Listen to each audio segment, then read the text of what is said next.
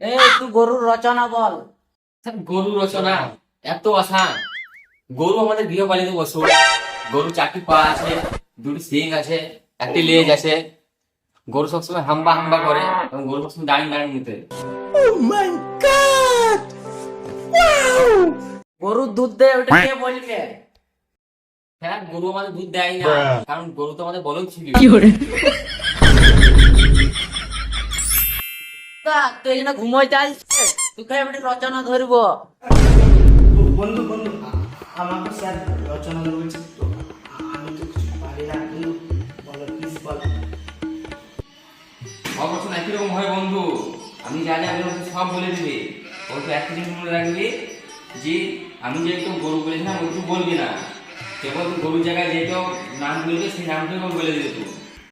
গুদা, তোর বাবাকে নিয়ে একটা রচনা বল। বাবা আমাদের গৃহপালিত পশু। বাবা 4টি পা, 2টো শিং, 1টি লেজ আছে।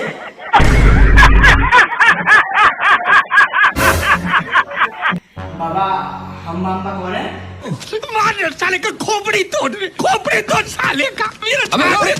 বাবা দাঁড়িয়ে দাঁড়িয়ে মুতে। স্যার বাবা দুধ দেয় না, কারণ বাবা বলদ ছিল।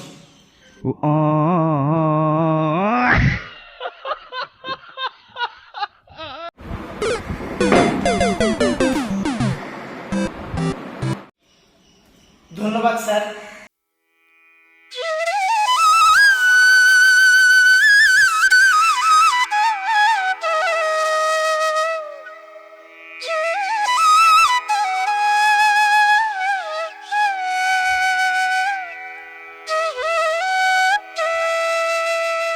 Bye bye tata goodbye गया।